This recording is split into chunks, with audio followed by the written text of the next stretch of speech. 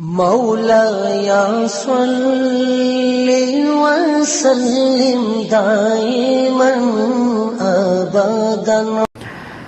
ایک تو عید بقرہ عید آنے والی ہے، کچھ اس کے وجوب کی، قربانی کے وجوب کی شرائط پہلے میں ذکر کر دیتا ہوں، پھر انشاءاللہ کویسچنز لیے جائیں گے۔ دیکھیں، قربانی کے جب 3 دن آتے ہیں تو ویسے تو فقہاء نے فرمایا کہ ان 3 دنوں میں ہر عاقل بالغ مرد عورت اپنے اندر قربانی کی شرائط کو تلاش کرے، لیکن بہتر یہ ہے کہ فرض کر لیں اگر آپ پہ قربانی واجب ہوتی تو آپ کب جانور خریدتے ہیں؟ جیسے مثلا آپ کو اندازہ ہو کہ 1 ہفتے پہلے لے آتے یا 3 دن پہلے لے آتے، تو بس اس وقت آپ اپنے اندر یہ شرائط تلاش کیجئے گا۔ گھر کے جس فرد میں یہ شرطیں جمع ہوں گی اس پر عید الاضحیٰ کی قربانی کرنا واجب ہوگا۔ ہمارے یہاں عمومی طور پہ یہ دیکھا ہی نہیں جاتا، بس ابا جان قربانی کر رہے ہیں وہی کرتے چلے جاتے ہیں۔ بعض اوقات گھر والوں کے اندر ایک راؤنڈ لگتا ہے کہ اس سال والد صاحب کی قربانی، اگلے سال والد صاحب نہیں کریں گے، امی کی طرف سے ہوگی، پھر وہ نہیں کریں گے تو دادی جان کی طرف سے ہوگی۔ اسی طرح بعض لوگ کویسچنز کرتے ہیں کہ ہم پہلی مرتبہ قربانی کر رہے ہیں تو سنا ہے کہ نبی کریم صلی اللہ علیہ وسلم کی جانب سے پہلی قربانی کرنی چاہیے۔ اسی طرح بعض لوگ یہ سمجھتے ہیں کہ پہلے والدین کی طرف سے ہوگی پھر ہم قربانی کرنا شروع کریں گے۔ یہ سب خیالات ٹھیک نہیں ہیں۔ پہلی بات یاد رکھیے گا کہ جس میں قربانی کی شرائط ہیں اس پہ قربانی واجب ہے، اسے تو اپنی طرف سے کرنی ہی ہوگی۔ تو یہ ہو سکتا ہے کہ والدہ میں قربانی کی شرائط جمع ہوں، والد میں نہیں، تو ان پہ قربانی واجب نہیں ہوگی، والدہ پر ہوگی۔ اور یہ بھی پاسبل ہے کہ والد صاحب کے پاس بھی شرائط جمع ہیں، والدہ، بھابھی، بھائی، بچے، بہنیں جو بالغ ہیں، اور ایک گھر میں 10 قربانیاں واجب ہو رہی ہوتی ہیں لیکن پتہ ہی نہیں ہوتا۔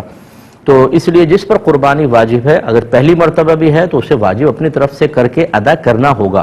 پھر یہ نہیں ہے کہ آپ نبی کریم صلی اللہ علیہ وسلم کی طرف سے کریں، کیونکہ رحمت کونین صلی اللہ علیہ وسلم کی طرف سے کریں گے تو وہ نفلی قربانی ہوگی، تو پھر آپ کا واجب تو رہ جائے گا، آپ گناہگار ہوں گے۔ ہاں، اگر کوئی ایسا شخص جذبہ رکھتا ہے تو 2 جانور لے کر آئے یا 2 گائے کے حصے لے، ایک حصہ نبی کریم صلی اللہ علیہ وسلم کے نام پر اور ایک اپنی طرف منسوب کر کے کرے۔ لیکن بہرحال جس میں قربانی کی شرائط جمع ہیں اس پہ قربانی واجب ہے۔ اب وہ شرائط کیا ہیں؟ نمبر 1، مسلمان ہونا، کافر پر نہیں ہوتی۔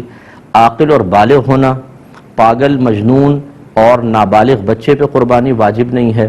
تیسرا، مقیم ہونا، یعنی انسان مسافر نہ ہو۔ مسافر سے مراد جو شرعی مسافت ہوتی ہے کہ آپ شہر کی حدود سے باہر نکل گئے اور کم از کم 92 کلومیٹرز دور جانے کا ارادہ ہے۔ جیسی شہر کی حدود سے نکلیں گے مسافر ہیں، پھر اس وقت تک آپ مسافر رہیں گے جب تک آپ کسی اور شہر میں جا کر کم از کم 15 دن قیام کی نیت نہ کر لیں، یا پھر وہ آپ کا وطن اصلی ہو۔ وطن اصلی کہتے ہیں جیسے مثال کے طور پہ جہاں پر آپ پیدا ہوئے اور آپ کا آبائی گھر اب بھی وہاں موجود ہے، ماں باپ ہیں یا آبائی گھر موجود ہے، کم از کم وہ آپ کا وطن اصلی ہے۔ جیسے آپ کراچی میں کام کے لیے آئے اور پھر 2 دن کے لیے اپنے وطن اصلی میں چلے گئے قربانی کے ایام میں، تو وہ تو پھر آپ کا وطن اصلی ہے، جیسے آپ پہنچیں گے مقیم ہو جائیں گے۔ اور اسی طریقے سے اگر آپ نے کسی اور جگہ رہائش اختیار کر لی اور وہاں سے نکلنے کا ارادہ نہیں ہے کہ اب میں مستقل یہاں رہوں گا، وہ وطن اصلی ہوتا ہے۔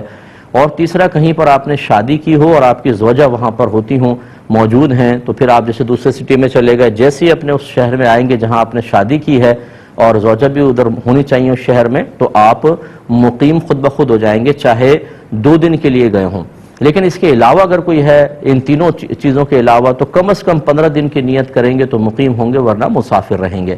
تو مسافر پہ قربانی واجب نہیں ہوتی ہے، مقیم پر واجب ہوتی ہے۔ اور چوتھا، یہ اچھی طرح ذہن میں رکھیے گا کہ قربانی کے 3 دنوں میں اگر آپ کے پاس اتنا مال ہے کہ جس کی مالیت 52.5 تولہ چاندی تک پہنچ جائے اور وہ آپ کی ضرورت سے یا حاجت اصلیہ سے زائد بھی ہو، تو آپ پہ قربانی واجب ہوگی، یعنی یہ قربانی کا نصاب ہے۔ 52.5 تولہ چاندی تقریباً آج کل 45,000 50,000 کا حساب کر لیں آپ، بس اتنا اگر اماؤنٹ آپ کے پاس ہے اور آپ کی ضروریات زندگی سے زائد ہونا چاہیے۔ ضروریات زندگی میں کون سا ہوگا؟ جیسے اگر فرض کر لیں آپ کو سیلری ملی تو راشن لینا ہے، بچوں کی فی پے کرنی ہے، اور چیزیں ہیں، یا گھر کے جو ضروریات زندگی کا سامان ہوتا ہے جیسے آپ کے کپڑے ہیں، آپ کے جوتے، اور اگر آپ نے اے سی لگایا ہوا وہ بھی حاجت اصلیہ میں آتا ہے، آپ کا فریج، واشنگ مشین، برتن وغیرہ، یہ سب حاجات اصلیہ میں آتے ہیں۔ اسی طرح آپ کا ذاتی مکان، یہ حاجت اصلیہ میں ہے۔ اس سے فالتو کوئی بھی سامان ہو کہ جو آپ نے جو آپ کی ضروریات زندگی سے زائد ہے، یا پھر سونا چاندی کی شکل میں ہے تو وہ اس پہ قربانی واجب ہوگی۔ لہذا اب آپ کو دیکھنا یہ ہوگا، مثال کے طور پہ اگر کسی بہن کے پاس 1 تولہ سونا ہے تو یقیناً 52.5 تولہ چاندی تک اس کی قیمت پہنچتی ہے، تو ان پر قربانی واجب ہوگی۔ یہ زکوٰۃ کے نصاب کو نہ دیکھیے گا، اس میں یہی لکھا ہے کہ اگر کسی کے پاس بھی کسی بھی قسم کا مال ایسا ہو جو حاجت اصلیہ سے زائد ہو اور اس کی مالیت 52.5 تولہ چاندی تک پہنچ جائے تو اس شخص پہ قربانی واجب ہے۔ لہٰذا یہاں تک فقہا نے لکھا ہے، مثال کے طور پہ اگر آپ نے کوئی مکان کرائے پہ چڑھایا ہوا ہے تو وہ تو آپ کی ضرورت سے زائد ہے نا، تو اس مکان کی بھی مالیت کا حساب ہوگا، قربانی واجب۔ اسی طریقے سے اگر آپ کا ذاتی مکان آپ رہ رہے ہیں، اس میں 6 کمرے ہیں، 4 یوز ہوتے ہیں، 2 کمرے بالکل بند پڑے ہوئے ہیں، ان 2 کمروں کی قیمت کا بھی حساب کیا جاتا ہے۔ اسی طرح آپ کے وہ کپڑے جو آپ پہنتے نہیں ہیں، چھوڑ دیے، جیسے بہنوں کے شادی کے ہوتے ہیں، ایک سوٹ صرف شادی کے ٹائم میں پہنا جاتا ہے، پھر ایسے فالتو پڑا ہوا ہے، اس کی قیمت کا بھی اعتبار ہوگا، یعنی جو بھی حاجت اصلیہ سے زائد۔ اسی طریقے سے اگر آپ نے BC بھری ہوئی ہے اور ابھی آپ کی نکلی نہیں تو سمجھ لیں وہ آپ کا قرضہ آپ نے دیا ہوا ہے، اس کی مالیت کا بھی حساب ہوگا۔ اسی طرح کسی کو قرض دیا ہوا ہے آپ نے، اس کی مالیت کا بھی حساب ہے۔ تو خلاصہ کلام یہ ہے کہ قربانی کے دن جب قریب آ جائیں تو آپ یوں کریں، جتنا آپ کا سونا ہے اس کی قیمت نکلوا لیں، چاندی کی قیمت نکلوائیں، جتنا کیش روپیہ پڑا ہے وہ بھی، پرائز بانڈ ہوں، شیئرز ہوں، سیونگ سرٹیفکیٹس آپ نے لے کے رکھے ہیں، ان سب کی قیمت اس میں ایڈ کر لیں۔ اس کے علاوہ آپ نے اگر BC دی ہے اور ابھی نکلی نہیں، وہ آپ کا قرض ہے سمجھ لیں، اسے بھی ایڈ کریں۔ کسی کو ویسی قرض دیا ہوا ہے وہ بھی اس میں ایڈ کر لیں اور اس کا ٹوٹل نکال لیں۔ ٹوٹل نکالنے کے بعد پھر آپ یہ ضرور دیکھیے گا کہ کیا اس میں سے کچھ ایسا پیسہ ہے جو مجھے فوری طور پہ گھر میں خرچ کرنا ہو، یا پورے مہینے میں جیسے بجٹ کا ہوتا ہے آپ یوٹیلیٹی بلز کے لیے اور راشن وغیرہ کے لیے رکھتے ہیں، اسے اس میں سے مائنس کر دیں۔ اس کے علاوہ ہر وہ قرضہ جو اس منتھ میں آپ کو فوری طور پہ ادا کرنا ہے، جیسے کوئی انسٹالمنٹ دینی ہے آپ نے، یا کسی کا قرضہ لیا ہوا اور وہ کبھی بھی مطالبہ کر سکتا ہے، ایسا کوئی قرضہ جس کی کوئی میعاد وغیرہ مقرر نہ ہو، اس سب کو بھی اس میں سے مائنس کر دیں۔ اب جو باقی بچے دیکھیں، اگر وہ 52.5 تولہ چاندی کے برابر پہنچ جاتا ہے تو بس پھر ٹھیک ہے، آپ پہ قربانی واجب ہے، ورنہ نہیں ہے۔ سوری۔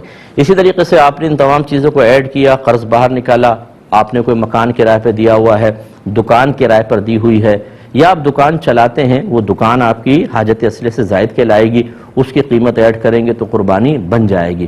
اس طریقے سے ہر گھر کا فرد قربانی کا حساب کرے۔ اچھا، جب اس قسم کے مسائل لوگ سنتے ہیں، چونکہ اس میں خرچہ ہوتا ہے، تو کہتے ہیں یہ تو ہم نے آج تک نہیں سنا تھا، پتہ نہیں کہاں سے مسائل نکال کر لے آئے۔ تو ہماری صحت پہ کوئی فرق نہیں پڑے گا، ہمارا کام ہے آپ کو سمجھانا۔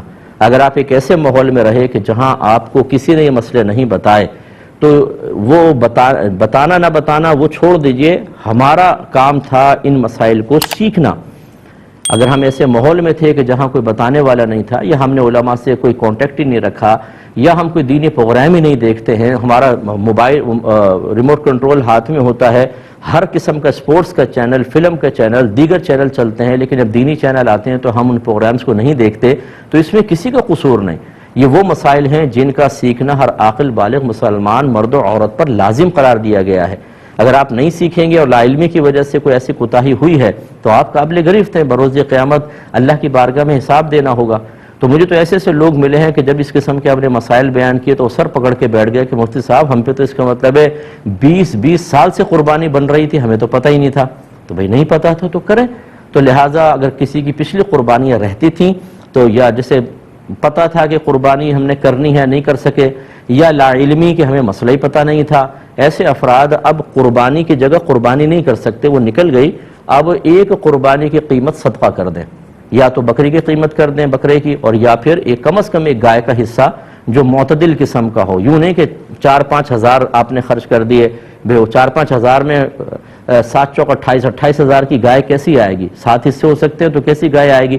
اچھی تھوڑی سی درمیانے درجے کی گائے کا حساب کریں، اور اس کو آپ یعنی جتنے رہتی ہیں 10 قربانیاں ہیں تو اگر آپ 7 حصے ایک گائے کے اور 3 حصے اور گائے کے اندر ملا لیں تو 10 حصے ہو گئے، اتنے آپ کو رقم صدقہ کرنی ہوگی۔ فوری طور پہ کر سکتے ہیں، بیسٹ ہے، ورنہ اگر اتنے پیسے نہیں ہیں تو بہرحال اس دفعہ کی قربانی واجب ہے وہ پہلے کریں، اور پیچھے والی قربانی کے تھوڑے تھوڑے سال بسال خرچ کرتے رہیں تاکہ وہ آپ کا حساب کتاب پورا ہو اور آپ آخرت کی گرفت سے محفوظ رہ سکیں۔ اللہ تعالیٰ سمجھ کی توفیق عطا فرمائے۔